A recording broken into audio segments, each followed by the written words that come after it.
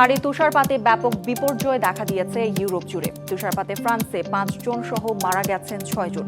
বাতিল করা হয়েছে শত শত ফ্লাইট। ভোগান্তি যোগ হয়েছে সড়ক ও রেলপথেও। সতর্কতা জারি করা হয়েছে বিভিন্ন অঞ্চলে।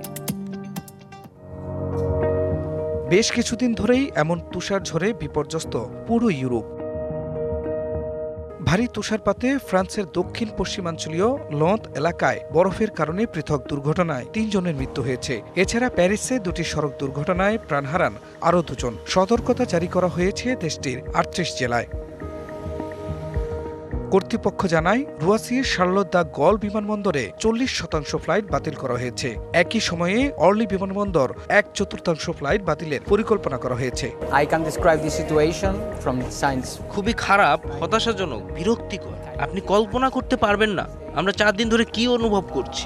আমাদের 2টি ফ্লাইট বাতিল হয়েছে। এখন আমরা শুধু আমাদের লাগেজের তথ্য জানতে অপেক্ষা করছি। তো নতুন এবং ফিরে আসা গ্রাহকদের জন্য নগদে চলছে ক্যাশব্যাক সহ প্রতিদিন হাজারো উপহার জেতার সুযোগ। হবে আশা আর ফেরা, সারপ্রাইজ সেরা। আশা করি আমরা আগামীকাল উঠতে পারবো।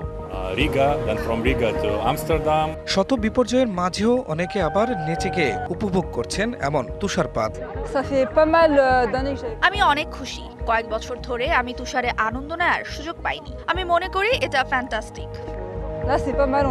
তুষারপাত ও ভারী বৃষ্টি হচ্ছে বলকান অঞ্চল জুড়েও। বসনিয়ার রাজধানী সারায়েভোতে তুষারের ভারে গাছ ভেঙে মৃত্যু হয় এক নারীর।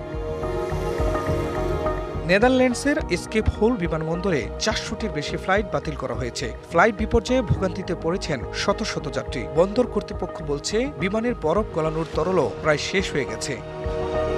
শুধু আকাশপথ নয়, রেলপথেও ভোগান্তিতে পড়তে হচ্ছে যাত্রীদের। আইটি বিভ্রাটের কারণে নেদারল্যান্ডসে সব ট্রেন চলাচল সাময়িকভাবে বন্ধ হয়ে যায়। খান মোহাম্মদ মুকুল, ডিবিসি নিউজ ডেস্ক।